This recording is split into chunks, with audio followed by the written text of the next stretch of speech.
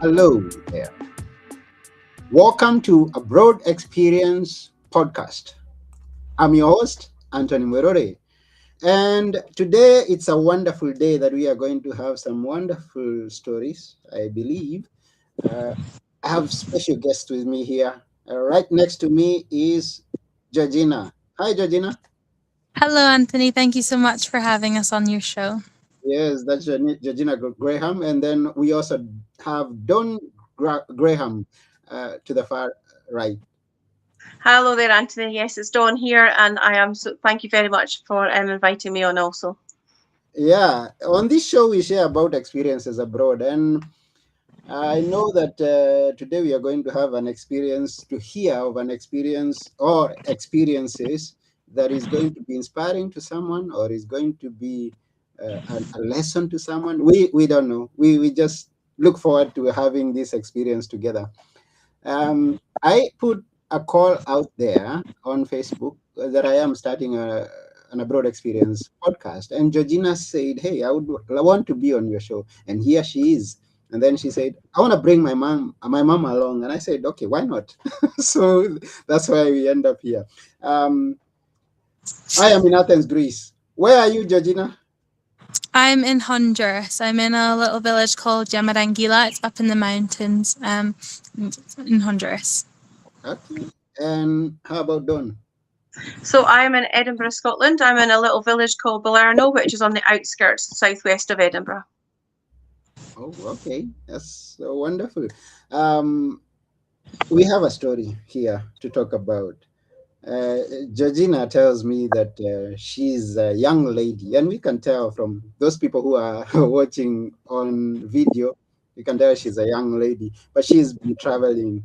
Uh, when did you get to travel, or what's the reason that you're away from home? Okay, so when I was in school, this charity came and approached me, and they were asking people if they would like to go on a gap year after they finish school and before starting university or something, if we would like to go and volunteer into another country and help teach some children English. So I signed up, and when I was 17, I left and I came to Honduras after doing a bit of fundraising to make sure that I could go, and I'm here right now teaching children English. When you say 17, how far back was that? That was in August 2025. So I've been 2025. here for about 8 months now, and I'm going to leave in July. So I have a few months left. How has been the experience? Yeah, it's been so different. It's very different to what I expected. It's kind of different to anything I've ever experienced before, ever. And no, I love the students. They're lovely. They're so sweet. They always run up and hug you. And yeah, it's been an experience for sure. You know, speaking a different language and being around people that I've never met before. Yeah, it's a very big experience, but I have enjoyed it a lot. Is this your first time to travel, or have you traveled before with the mom and yeah? Yeah, I've been away before on holidays, but I've never been on my own traveling before. So I've been to visit family in like America and in Jamaica, like in the US and Jamaica, and I've been on holiday to like Spain, but I hadn't been traveling on my own before. So it's a very new experience. And since being here, I have also traveled to Guatemala, because it's borders Honduras, and that was a good experience as well. So yeah, I've been doing quite a lot of traveling on my own. And I guess mom has traveled much more than you or me. Please tell us about your traveling experiences. Oh my goodness, yes, I've travelled to obviously to this Spain, Jamaica, and a few places in the US. We've been to Orlando, up to Boston, New York, a few places around Massachusetts as well. We've been to Turkey, um, and lots of places up and down the UK. We've got family up and down, to be honest, scattered around the world, and so it's quite. We're always travelling. Every year we've travelled somewhere. So as a family, we've very often been together, and it's all been organised as a family unit, or a lot of the organising, I have to be confess, has been myself planning the travel and things. But this time round, obviously, Georgina has gone out on her own for the first time and for a full year. So she's experiencing a lot of the coordination and all the planning and everything herself this time round. So it's been a big different type of journey this time. And I'm curious to know, how big is your family? So at home it's my mum, my dad, and I. But yeah, we have like kind of a bigger extended family, but at home just the three of us.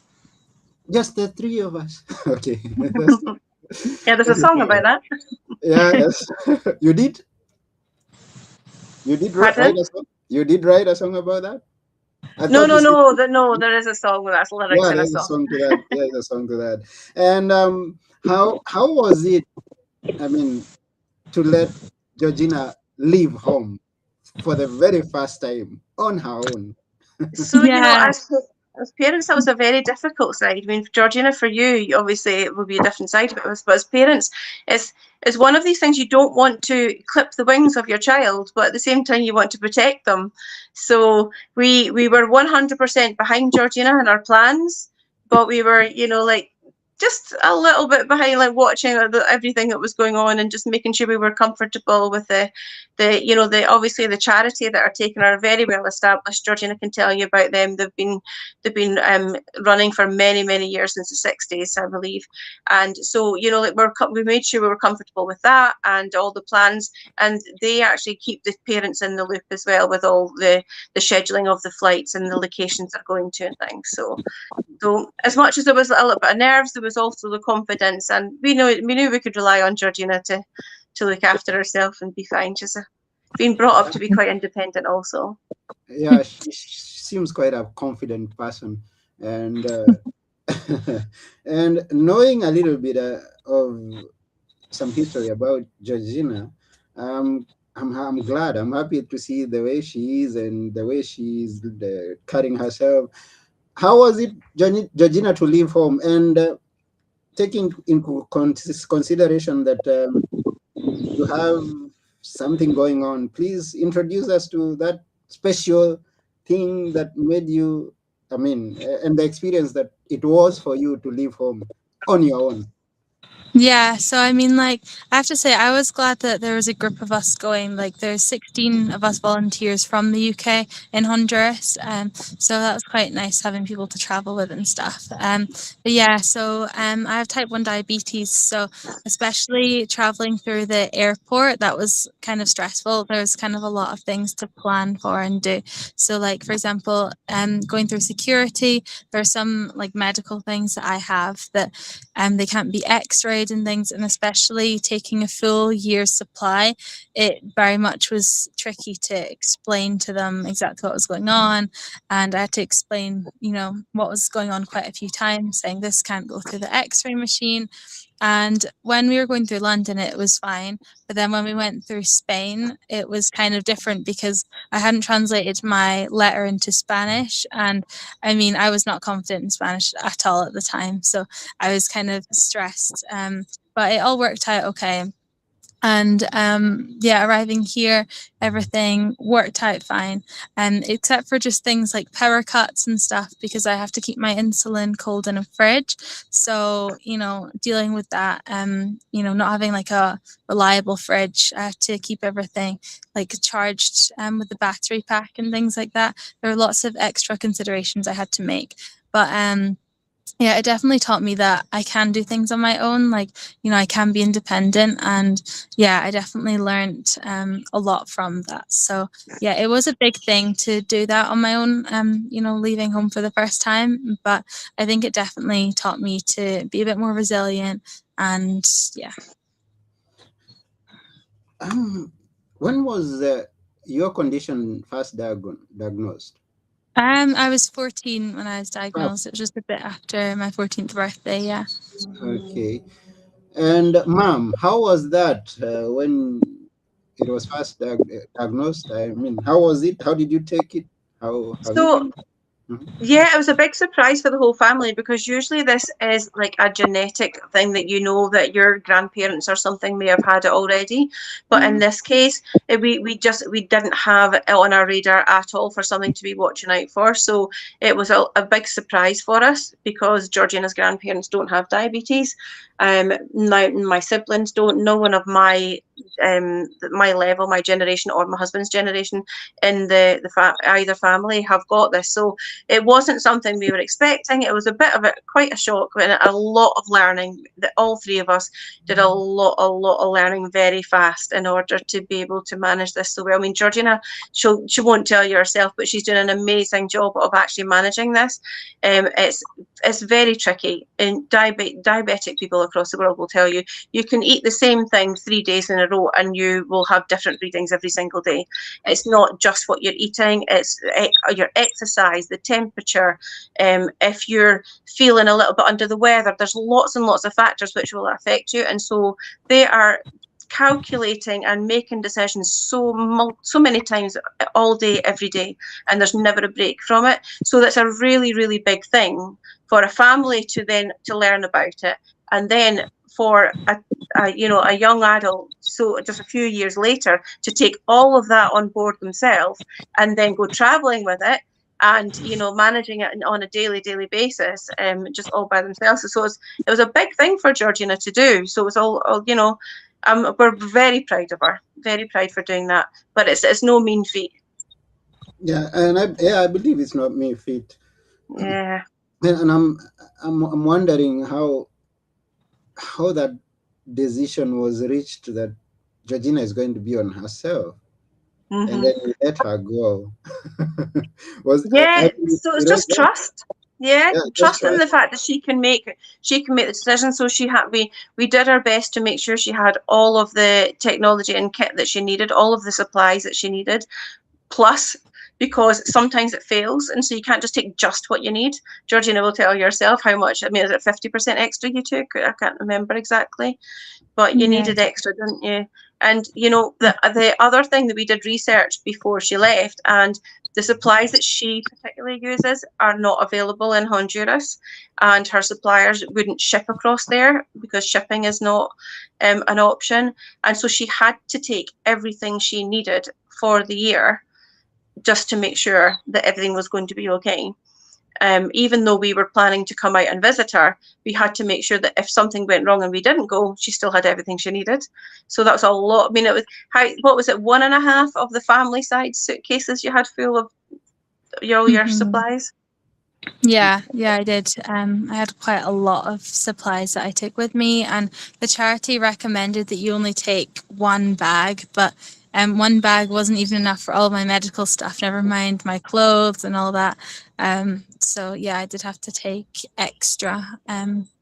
But thankfully, like, you get an extra bag, a carry-on bag for medical stuff as well. And yeah, it did work out in the end. But yeah, it was kind of a big thing to get all prepared and packed. It took a lot of time and planning. Mm-hmm. Hmm. Now you are in a community where you're teaching. You have some fellow teachers, and you have the students. Uh, how do you integrate into the community, and how has it been for you, that experience?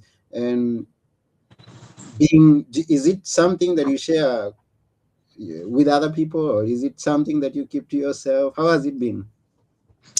Yeah, so it has been nice. Like, I have a lot of very lovely, friendly colleagues, and so I'm very lucky to be in a nice environment. The students are very kind as well, and they can misbehave sometimes, but that's just kids in general, I suppose.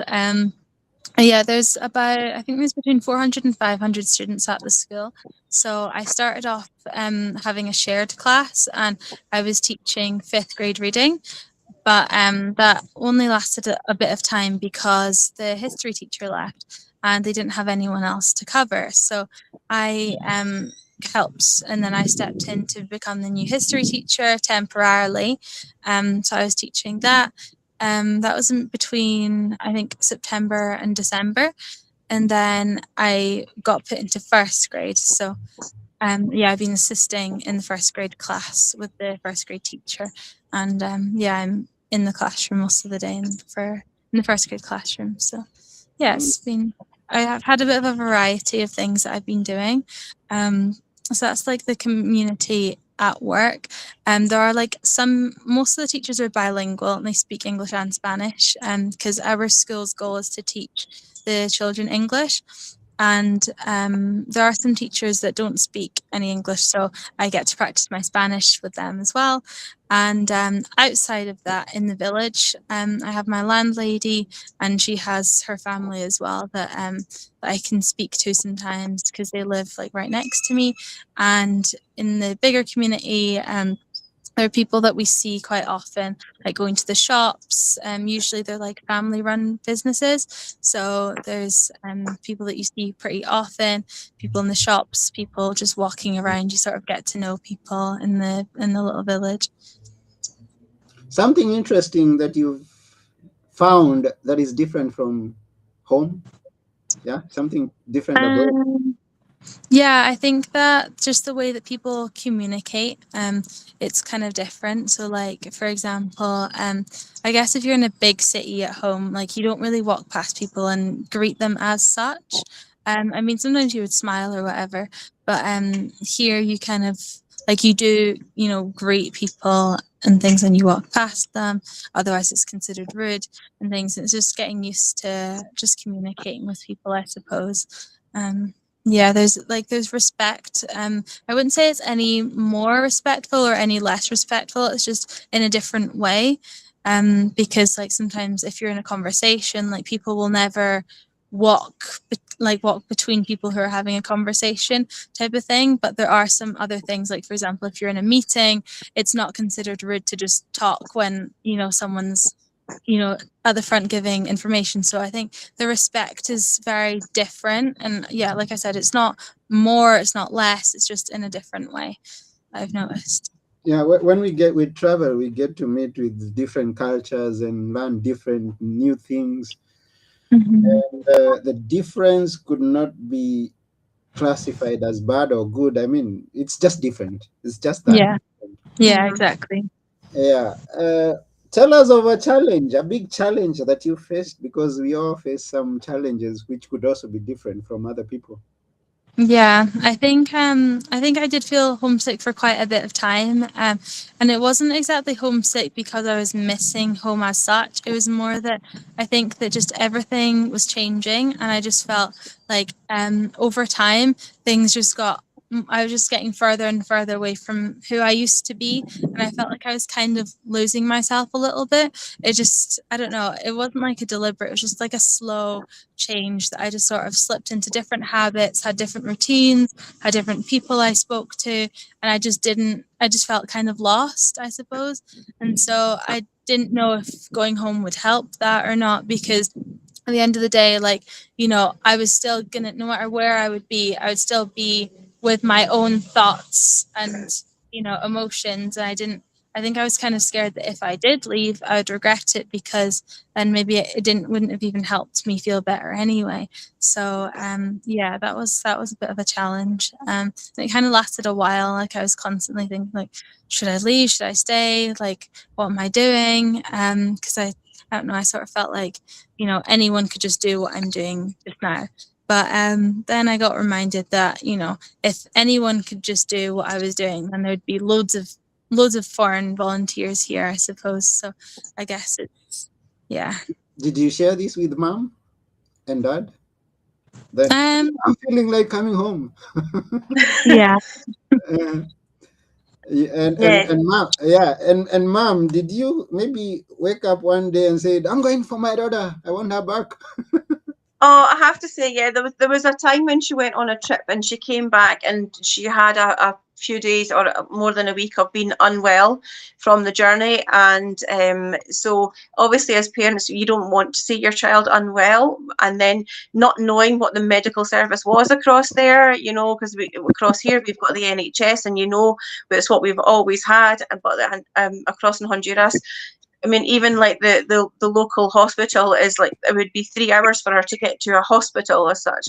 And so, the traveling, well, that's what we were advised anyway. So the traveling is much slower. There's, different roads and different ways of traveling across there. So, yeah, so we were concerned with the unknown. It's the big unknown, isn't it? That's what your mind plays around with most.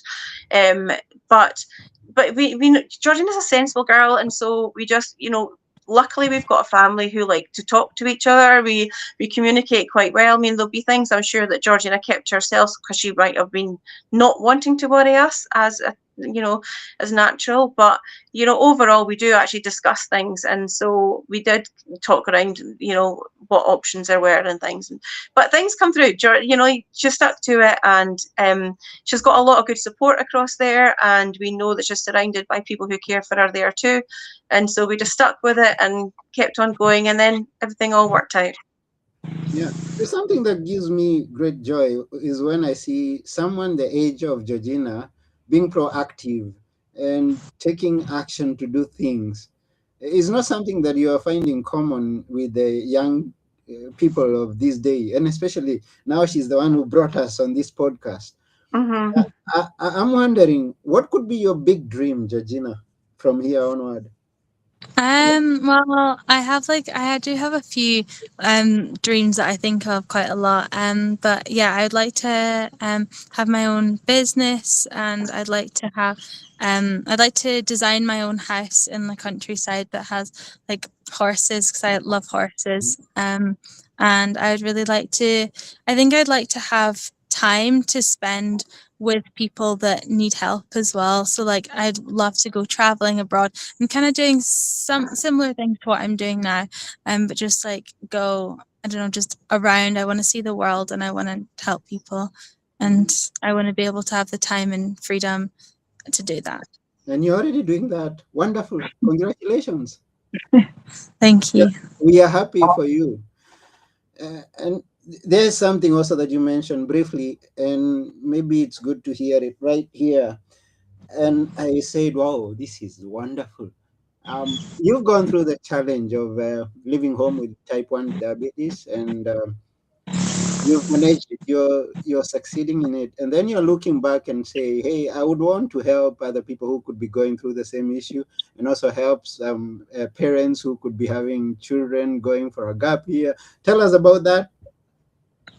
Yeah. Yeah, I think that for sure, having this medical condition, I feel like my biggest thing is I just don't want it to sort of limit what I want to do. I don't want it to control my life. And Mhm.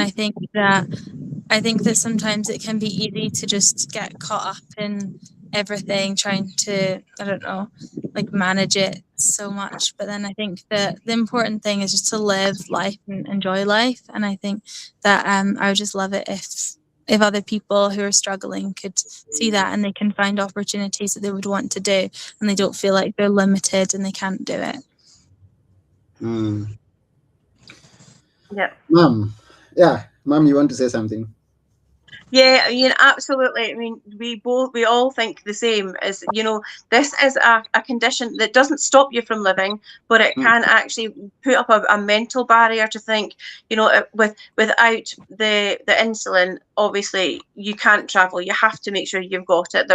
You have to go somewhere where you're going to have a fridge to put your insulin in if it's going to be long term, because you can't have your insulin out of the fridge for more than 28 days. And so there's a lot of planning, but all the different supplies, and like researching to see if the suppliers will be able to give you a backup if something goes wrong. I mean, Georgina's case could have gotten lost on that aeroplane. There's hundreds and thousands of bags do get lost on these journeys through flights, and especially with connecting flights and things. So if her bag got lost, what would she then do? So we had to go through all these different thoughts. So that's why we had medical items in more than one bag.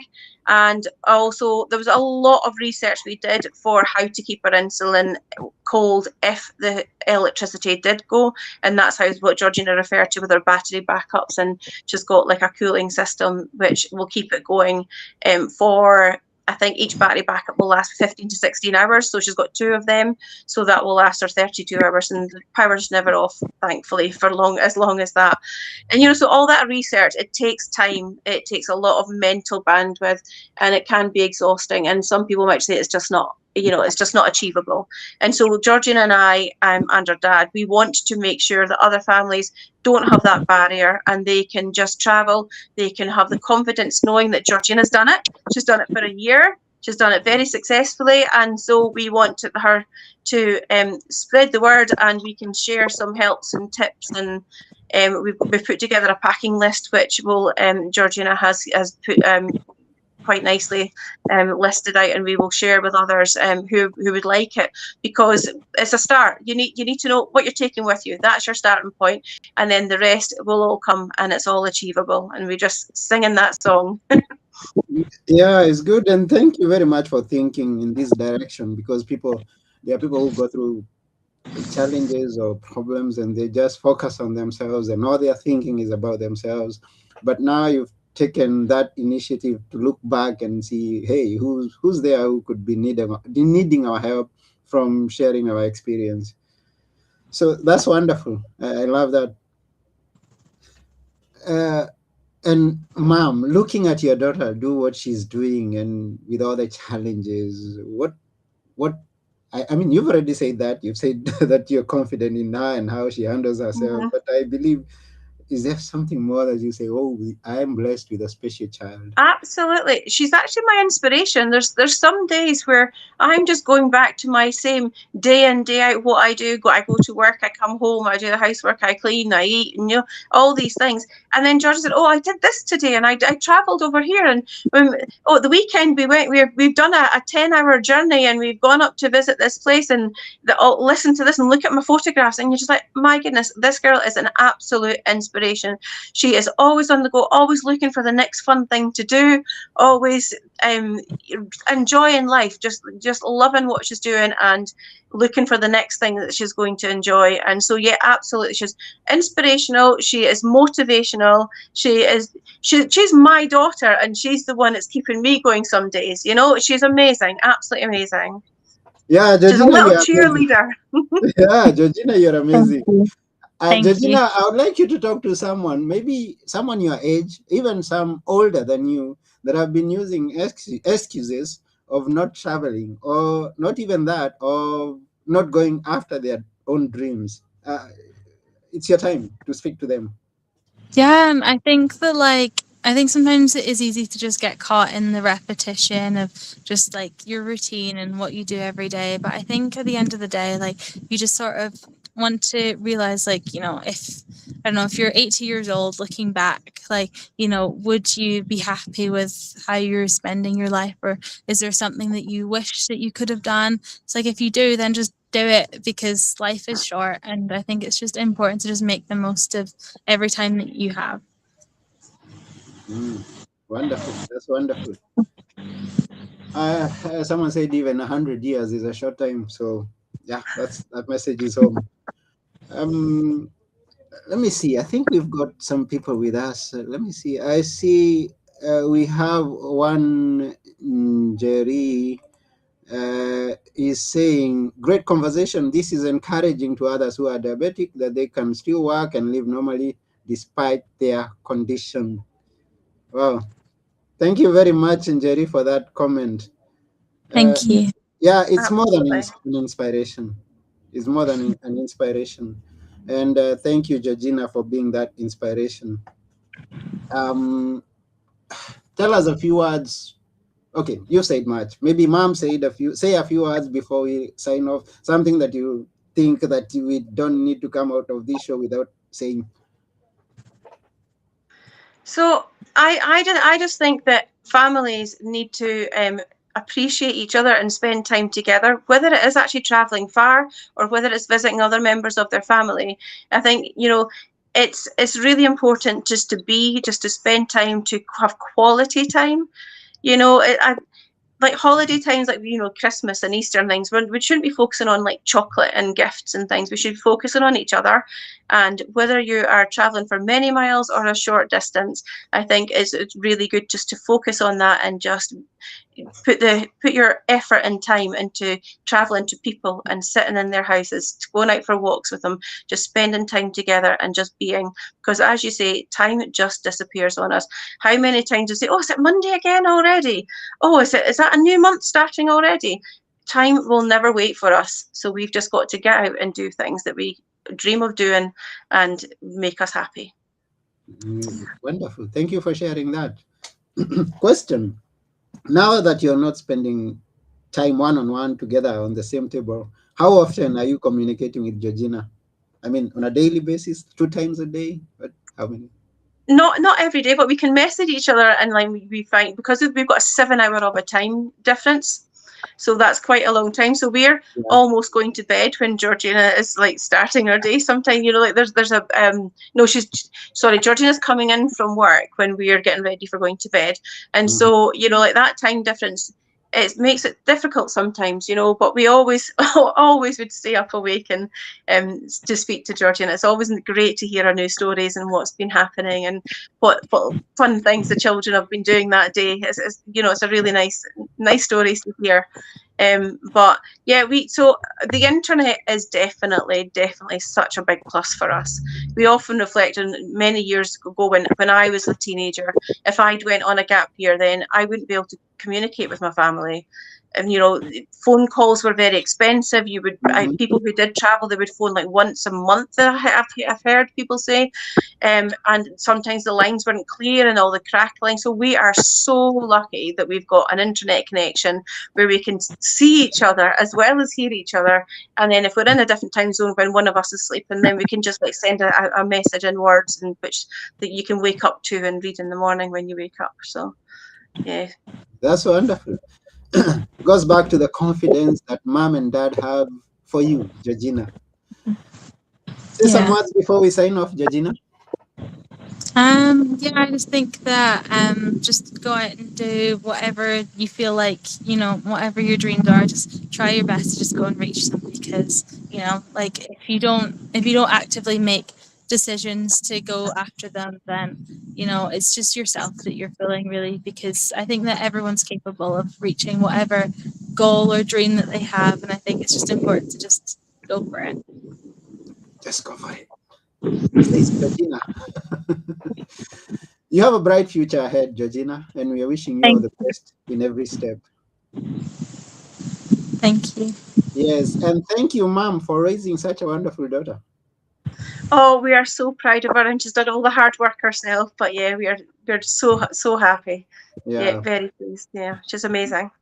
yeah. Okay, So, so yeah, yeah. We also have another person who says, "Is well said." That's James Kamau. Thank you, James, for watching and for giving us some feedback. Yeah. So, yeah, just go for thank it. you. Yeah. Georgina said so. So we have like the packing list that we created. Would we be able to like put a link in or something? Oh yeah, definitely. Well, if Okay. you have it, Yes. yeah, please send it in the private chat right there. I can share it right here, and someone can click. And I'm also going to tag it in the show notes. If you have it Perfect. Perfect. right there Thank with you. you, that will be okay. I believe there's someone who's gonna, just be excited and inspired by what you're sharing. We Um, hope so. yeah, yeah. If you can, have you shared it or you share later? The Oh, link. it looks like Georgina's frozen. Yeah. Maybe she's going. Okay. Yeah, because of she's going after her link. Okay, no problem. I think she sent it from another. Yeah, I have it here. I am going to send it here. Yeah, welcome back. I saw the link. Let's see, it's there. I posted it. Yeah, that's www.t1dlife.co.uk. Free hyphen parking hyphen list. Uh, Yeah. so, for those of you who can be able to click on that link, you can go and check on the waiting list. And thank you very much. Thank you. Yeah, we are Thank you just very much about for having us. we are just about to sign off. But let me thank all those people who are watching, even those who get to watch after we've been through or listened to the podcast, thank you for being here with us. If you're on YouTube, please subscribe and also share it with your friends, also on the other platforms. So, once again, this has been an abroad experience, a great abroad experience, thanks to our wonderful guests, Georgina Graham and Don Graham. Thank you very much. Thank you, Thank Chief. you. Yeah, thank you.